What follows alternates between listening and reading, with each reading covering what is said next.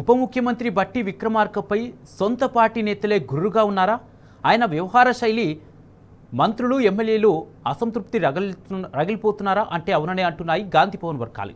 సొంత పార్టీ నేతలు డిప్యూటీ సీఎంపై ఆగ్రహం వ్యక్తం చేస్తున్నారు. ఏ మంత్రిపై లేని వ్యతిరేకత బట్టి విక్రమార్కపైనే నేతలు ఎందుకు వచ్చింది? Let's watch the story.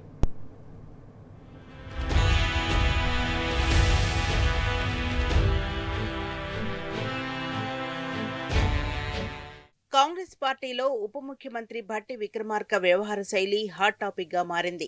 ఆయన వ్యవహరిస్తున్న తీరుతో మంత్రులు ఎమ్మెల్యేలు గుర్రుగా ఉన్నారట. అందరి మంత్రుల కంటే భట్టి విక్రమార్కపైనే ఎమ్మెల్యేలు అసంతృప్తితో రగిలిపోతున్నారు. అందుకు ప్రధాన కారణం ఎమ్మెల్యేలను కలవడానికి ఆయన సమయం ఇవ్వడం లేదన్న ఆరోపణలున్నాయి. మంత్రులను సైతం కలిసేందుకు భట్టి అపాయింట్మెంట్ ఇవ్వడం లేదట. ఇక కార్పొరేషన్ చైర్మన్లు అనుమతి లేనిదే నేరుగా రావడానికి వీల్లేదని ముఖం మీదే చెబుతున్నారట. గతంలో అందరికీ అందుబాటులో ఉన్న భట్టి విక్రమార్క ఉప ముఖ్యమంత్రి, ఆర్థిక శాఖ మంత్రి అయ్యాక సొంత పార్టీ నేతలకే మొహం చాటేశారన్న విమర్శలున్నాయి.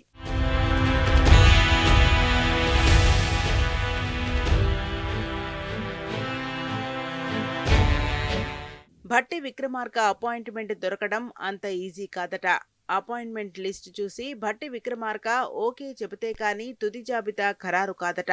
ఆయనకు తెలవకుండా ఏ నాయకుడు వచ్చినా ఎలా వచ్చాడని అధికారులపై చిందులు వేస్తారట భట్టి విక్రమార్క.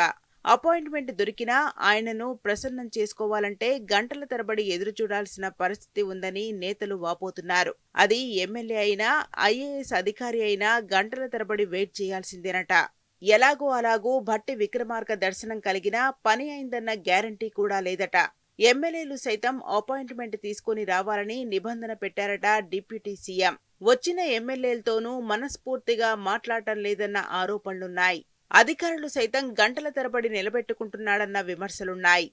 భట్టిని కలవాలంటే అటు అధికారులు, ఇటు సొంత పార్టీ నేతలు హడలెత్తిపోతున్నారట.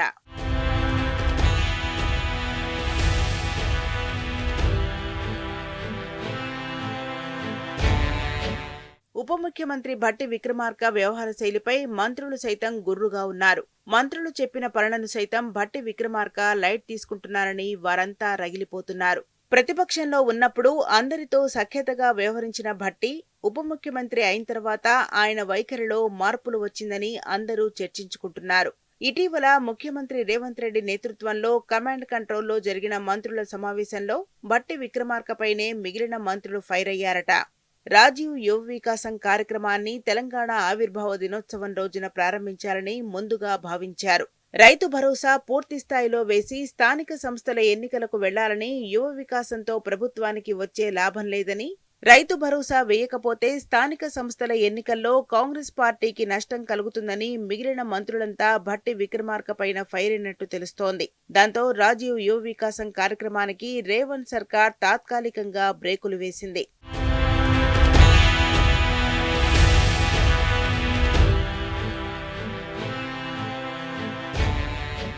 డిప్యూటీ సీఎం భట్టి విక్రమార్క నేతలకు దూరంగా ఉండడంలో కారణం ఫైనాన్స్ బిల్లులేనని తెలుస్తోంది. మంత్రులు, ఎమ్మెల్యేలు, హస్తం పార్టీ నేతలు ఎవరు భట్టిని కలవడానికి వచ్చినా ఎక్కువ శాతం పెండింగ్ బిల్లుల కోసమే వస్తున్నారట. వారికి సమాధానం చెప్పలేకనే నేతలకు అపాయింట్మెంట్ ఇవ్వకుండా మొహం చాటేస్తున్నారట భట్టి. సొంత పార్టీ ఎమ్మెల్యేలకు భట్టి విక్రమార్క టైం ఇవ్వకపోవడంపై వారంతా అసంతృప్తితో రగిలిపోతున్నారు. నియోజకవర్గంలో ఉన్న పెండింగ్ బిల్లులను క్లియర్ చేయకపోతే రానున్న లోకల్ బాడీ ఎన్నికల్లో కాంగ్రెస్ పార్టీపై ప్రభావం పడుతుంది అన్న ఆందోళనలో ఉన్నారు అధికార పార్టీ ఎమ్మెల్యేలు. అటు మంత్రులు సైతం వారి శాఖల బిల్లులు క్లియర్ చేయకుండా భట్టి విక్రమార్క పెండింగ్లో పెడుతున్నారని, ఫైనాన్స్ బిల్లుల వ్యవహారం చూడకుండా కోల్డ్ స్టోరేజ్లో పెడుతున్నారన్న ఆరోపణలున్నాయి.